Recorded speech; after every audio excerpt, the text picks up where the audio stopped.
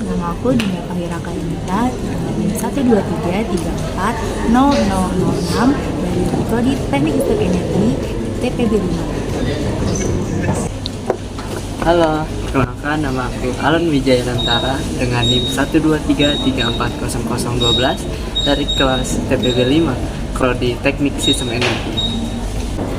Halo, perkenalkan nama aku Alia Fatia Rahma dengan NIM 123130002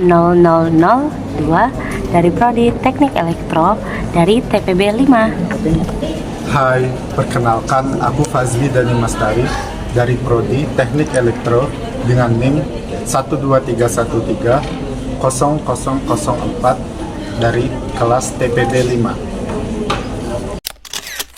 Bejat, biadab, bahkan gelar manusia paling menjijikan pantas disematkan kepada kasus kekerasan seksual terhadap perempuan dan anak semakin marak. Pada tahun 2021, Komnas Perempuan menyatakan ada 2.945 kasus kekerasan. 8 dari 10 perempuan di Indonesia pernah mengalami pelecehan seksual di ruang publik. angka apa lagi yang membuat semua pihak bisa sadar dan melihat bahwa kekerasan seksual adalah persoalan genting yang tidak boleh ditunda-tunda lagi penyelesaiannya. Tindakan kekerasan seksual di lingkungan kampus adalah isu serius yang menyebar luas di berbagai negara. Kekerasan seksual melibatkan pandangan konteks situasi yang terlepas dari ikatan korban dengan pelaku yang tak pandang gender. Walaupun pada penelitian ini, responden lebih meyakini 78,1% objek kekerasan seksual adalah perempuan. Pencegahan dan perlindungan hingga pemulihan dan pemberdayaan korban kekerasan seksual adalah aspek yang hingga saat ini belum sepenuhnya ditangani oleh sistem hukum yang berlaku. Dalam konteks pencegahan kekerasan seksual, kehadiran mahasiswa memegang peran yang sangat penting. Seperti halnya, 93,8% meyakini siap melaporkan jikalau melihat adanya kekerasan seksual. Sebanyak 96,9% responden memilih mengetahui tentang kekerasan seksual. Pengetahuan ini diharapkan menjadi dasar untuk kontribusi dan pencegahan kekerasan seksual. Dalam upaya untuk menerobos kompleksitas dalam masalah ini, kami Berusaha memberikan perspektif yang lebih dalam. mengambil langkah untuk menyajikan hasil penelitian Dalam bentuk sebuah karya tulis ilmiah yang berjudul Kontribusi Mahasiswa dalam Pencegahan Kekerasan Seksual di Lingkungan Kampus.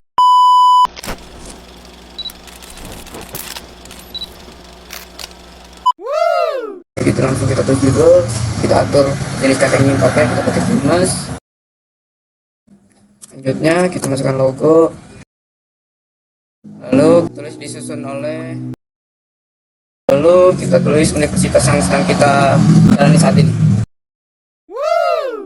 Yang pertama, kita akan klik tulisan atau blok tulisan yang akan dibuat heading. Nah, cara klik kiri lalu arahkan kursor jadi seperti ini. Kemudian pergi ke home, lalu pergi ke bagian heading 1 karena ini adalah judul dari bab ya. Oke, setelah warnanya berubah seperti ini, tandanya sudah mulai jadi heading. Kemudian diatur lagi gaya penulisannya seperti semula. Nah, sudah jadi. Tandanya adalah tanda segitiga ini. Untuk membuat heading 2 bisa dengan cara seperti ini, sama blok tulisan yang akan jadikan heading. Lalu klik ke home dan klik heading 2 di sini. Lalu sesuaikan tulisannya. Sama juga untuk yang lainnya. Pastikan semuanya sudah dibuat heading. Kemudian di sini kita akan membuat daftar isi. Caranya klik di sini, klik di halaman ini, lalu pilih reference. Setelah pilih reference, pilih table of content dan pilih automatic table yang 1. Nah, langsung jadi teman-teman. Jadi cara menambahkannya ini klik 2 kali salah satu halamannya. Pilih bagian insert di sini, lalu pilih header dan masukkan headernya. Oke, setelah selesai bisa diatur gaya tulisannya dengan cara pergi ke home lalu pilih bagian di paragraf ini alignment center. Oke, sudah selesai untuk headernya. Untuk bagian footer bisa teman-teman isi juga sama seperti caranya dengan yang header.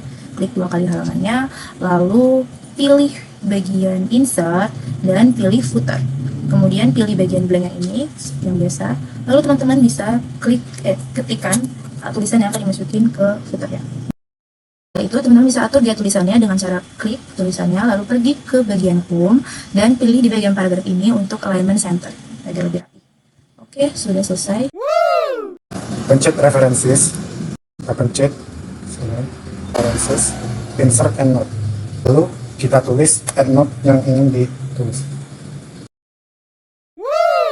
Langkah pertama, klik reference, lalu klik insert footnote. Maka di sini sudah tertera footnote, lalu kita ketik yang ingin kita ketik di dalam sini. Nah, contoh seperti ini. Klik bagian paling awal dari halaman. Oke, selanjutnya adalah kita bisa mengubah sectionnya ini. Klik halaman awal di bagian awal halaman, lalu pergi ke page layout, kemudian pilih page breaks, lalu pilih next page. Selanjutnya untuk mengecek sectionnya apakah sudah berubah, klik 2 kali ujung halaman seperti ini. Jadi sudah section 3, ini sudah section 2 dan 3, itu sudah beda ya. Oke, kita coba dulu untuk penamaan halamannya. Yang pertama kita akan pilih page numbering di bagian ini, lalu bisa dipilih mau di bagian atas atau di bagian bawah penamaan halamannya. Aku akan pilih bagian atas di sebelah kanan. Oke, ini sudah angka Romawi ya, tapi karena kita akan membuat penomoran halaman yang berikutnya menjadi berbeda dengan yang di atas, maka kita akan menonaktifkan link to previous yang di sini. Jadi untuk penomoran halaman yang ini bisa klik page number lagi, lalu klik format page number, lalu pilih gaya tulisan penomorannya dengan cara klik ini, nomor format, lalu pilih klik angka biasa, start at 1. Oke. Tapi karena di sini ada di sampul ada penomoran halaman, maka kita akan membedakannya dengan halaman isinya. Jadi teman-teman klik bagian awal dari halaman sampul atau cover, lalu pilih di sini different first page atau dibedakan halaman pertamanya. Oke, jadi dia tidak apa-apa kalau kita hapus penomoran halamannya. Nah, ini sudah tidak akan sama dengan yang isiannya.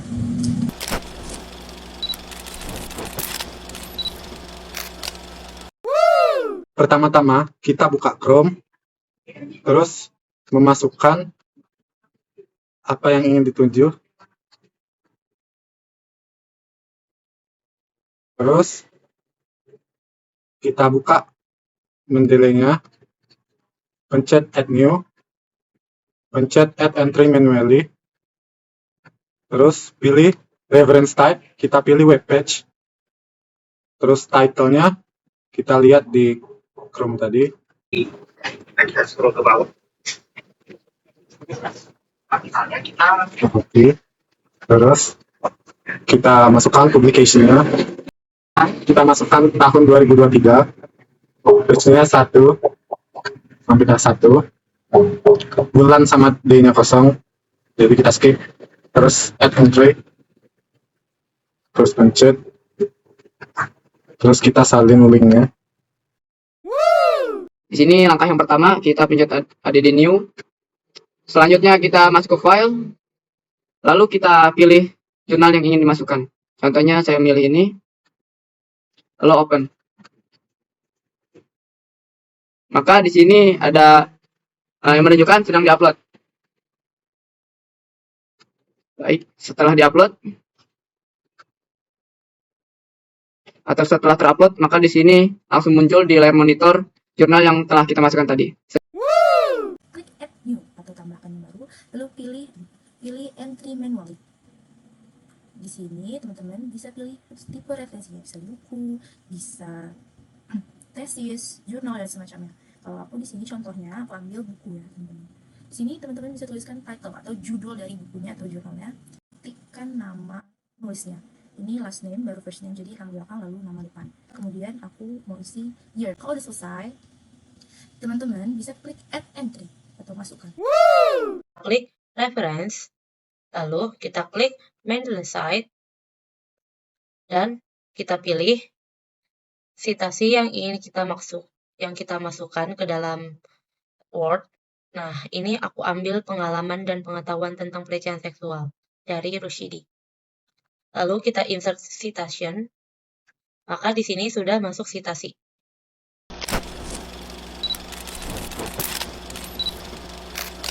Itu fitur di Microsoft Word yang digunakan untuk membuat surat dalam jumlah banyak dalam satu waktu.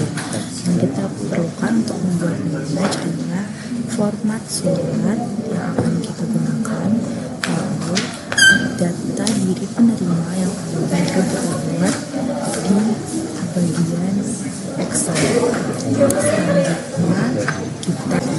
format yang sudah disiapkan, kita lanjut klik tag my links, lalu pilih start mail merge dan pilih step by step mail merge wizard, lalu kita pilih yang letter, kita next, kita klik next terus sampai di sini kita X. Lanjut ke menu select reference, lalu klik, lalu kita pencet menu S and exchange place. Karena kita datanya sudah punya, jadi tinggal kita masukkan. Lalu kita pilih data, kita cari, masukkan data. Ini salah satu datanya. Lalu open, oke. Kita cek dan datanya sudah masuk, sudah teraplikasi. Terus kita pencet insert merge field, lalu masukkan sesuai formatnya. Terus preview result.